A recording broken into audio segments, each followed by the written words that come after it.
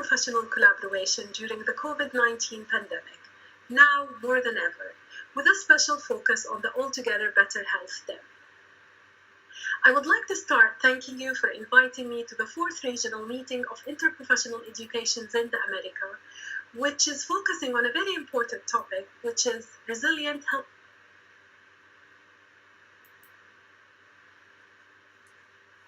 Professional collaboration during the COVID-19 pandemic.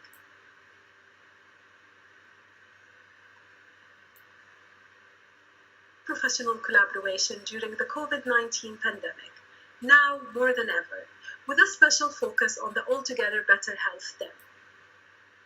I would like to start thanking you for inviting me to the 4th regional meeting of interprofessional educations in the America, which is focusing on a very important topic, which is resilient health system for interprofessional collaboration in the COVID-19 pandemic.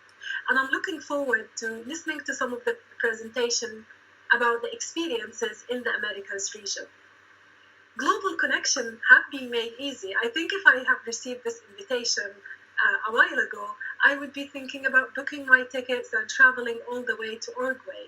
However, we know the disruption COVID-19 has caused on travel, daily life, and the uncertainties of its outcome. And I'm sure things have not really been easy. So I'm really glad to see this meeting is still ongoing despite the COVID disruption. But I was quite intrigued to see how far is Uruguay from Doha. And it takes about 14.42 hours to arrive. So hopefully I'll be able to make it at other time.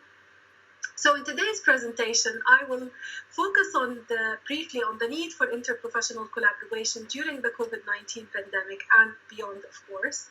I will also touch base on the Altogether Better Health Conference, referred to as the ATPH, and then I will share with you the information about the upcoming ATPH conference in Qatar in 2021.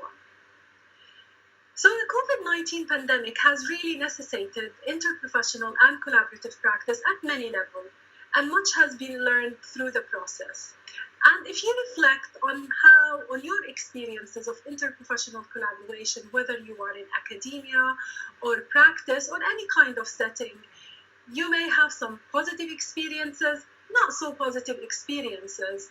And I came across this quote by Dr. Andreas from the Journal of Interprofessional Care in the recent edition, where he mentioned that the pandemic led to a renewed focus on interprofessionalism, which is welcomed by many. However, for some, this may have also surfaced reservation and anxieties engendering tribalism. So I really encourage you to have a look at this special issue on the COVID-19 interprofessional consideration, which has some really interesting articles on how people dealt with interprofessional collaboration, interprofessional education during the pandemic.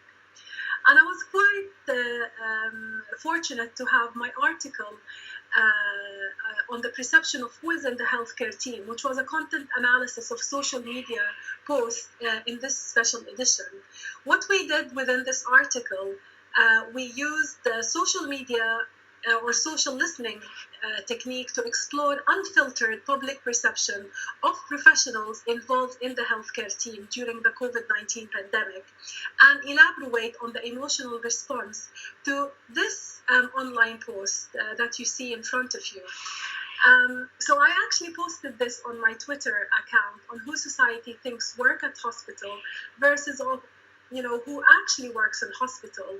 And I was really surprised by the amount of retweets, shares, and likes on this post, where I mentioned that no one profession can deliver patient care on their own. It is delivered by members of the healthcare team, and each health profession have a unique role to play that complements the other.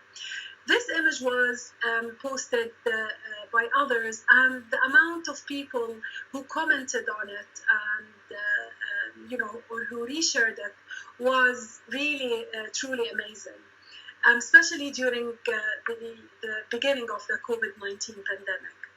So when we looked at the discrete emotions that has been evoked by the post, more than half were feeling frustrated that media portrays healthcare team as doctors and nurses, and many felt their jobs are really overlooked. And some of the key highlights from the comments reviewed is really like who's in the healthcare team, and it's as we see here, 40%. It's run by more than just doctors and nurses, and many healthcare workers have been on the front line in this pandemic, with people, agreeing with the statement, oh yes, finally it's been said, and many have felt excluded, that we are invisible. Why do people not give us credit? No one remembers us. And many, like as you see here, we have a list of healthcare professionals within this post.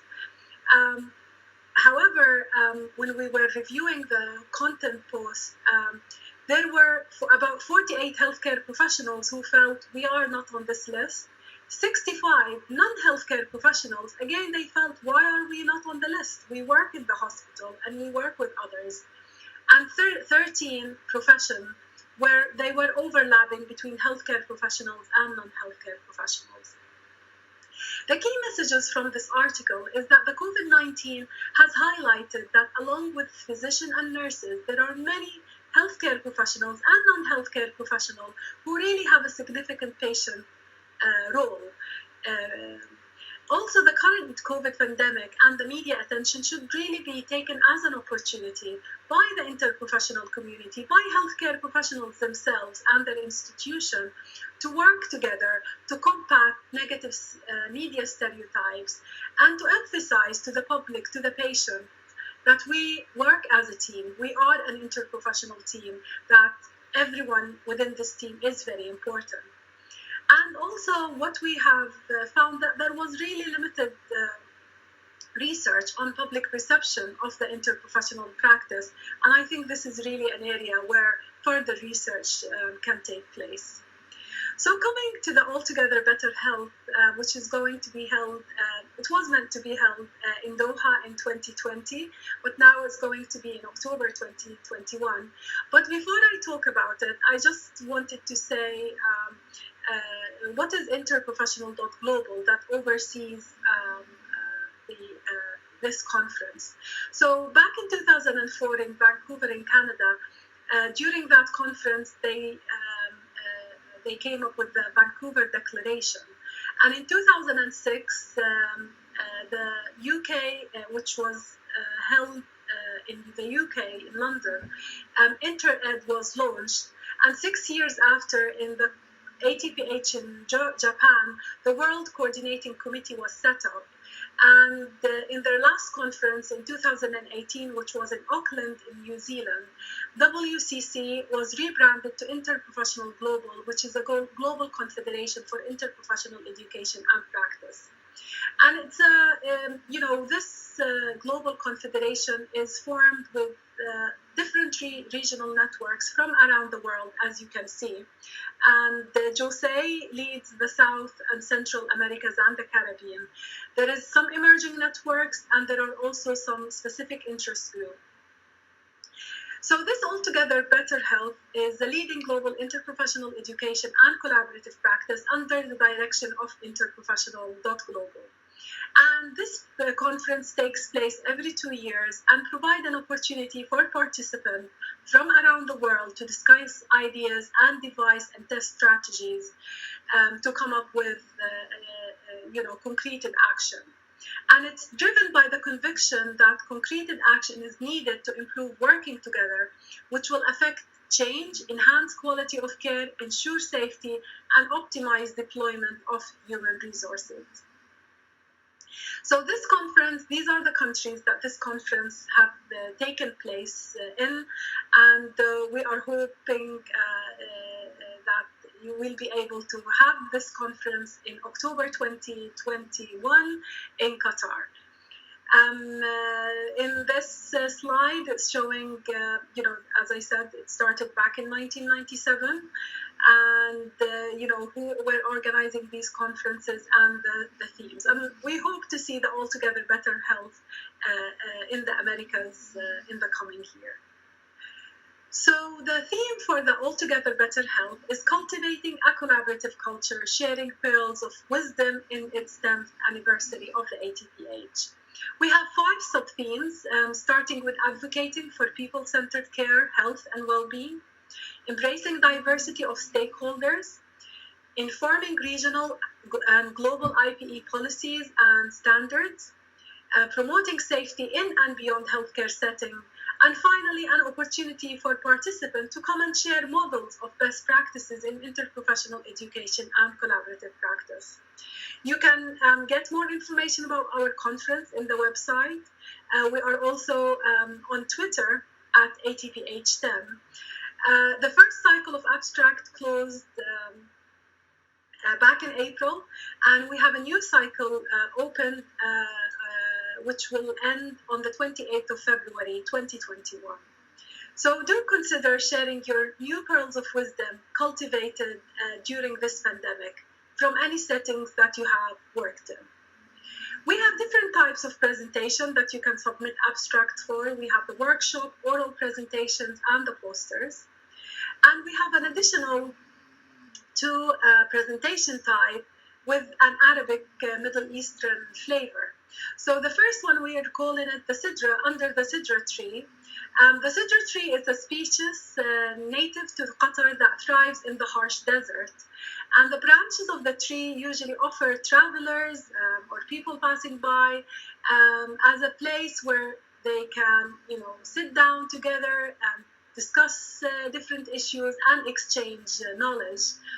And here what we're planning, it's similar to the TEDx style, where you will have 5-minute presentation. So it's an opportunity to branch out to others, to share an IPE story from your experiences as maybe a patient, a carer, or a healthcare professional. Or you may want to share a challenge, challenging a perspective, or come up with a new idea and watch it grow. And the second type of presentation, we're calling it Discovery Majlis. So if you're feeling frustrated about a certain topic, or you need help in solving an IPE problem, and you would like to seek the help of others, so this is a place where you can submit an abstract. We're calling it a majlis. This is a traditional meeting place where people within the Middle Eastern culture usually gather to seek advice, discuss issues, and ponder solution in an informal setting, as you can see within this picture. This type of presentation is going to be about 30 minutes, starting with the 5 minutes where you set up the scene, you ask your question, the idea or the issue that you're having, and then 20 minutes for brainstorming, where you'll be listening to other people who are attending. They may have had similar problem and came up with some solutions, and then the last 5 minutes to conclude the discussion. We have hosted the first Middle East conference on interprofessional education, which was under the theme New Frontiers in Healthcare Education back in 2015. The conference was really well attended. We had Professor Hugh Barr, who's considered like the father of IPE, with some Canadian and UK IPE expert. We had the opening ceremony at the presence of the Qatar Minister of Public Health at that time, His High Excellency Abdullah bin Khalid Al-Qahtani. We had the official opening by Qatar University President Dr. Hassan Al-Dirham. We had a number of presentations, workshops, and we had people participating from different countries around the world, and not just the Middle East. And the conference recommendation at that time, this was back in 2015, is really we need to promote interprofessional education as a new frontier in healthcare education, and lead the way to establish a Middle Eastern network that can be part of the interprofessional global, and also becoming a forum similar to yours in discussing key issues within the region. and collaborating closely with leading IPE organizations around the world to learn from their experiences and develop models for networking across the region that is suitable for our context. So within the interprofessional.global, this is their website here, and you will find your network is under the regional networks. So we were meant to host the APPH back in 2020. Unfortunately, due to the COVID-19 pandemic, it was postponed until October 2021. I really would like to take this as an opportunity to encourage you to submit your posters, and I look forward to welcoming you to Qatar. We say welcome in Arabic is Ahlan wa Sahlan. So very much looking forward to welcoming you face to face in Qatar in October 2021. These are my contact details, my email, my Twitter account, and my LinkedIn. And if you have any questions, please do not hesitate to contact me.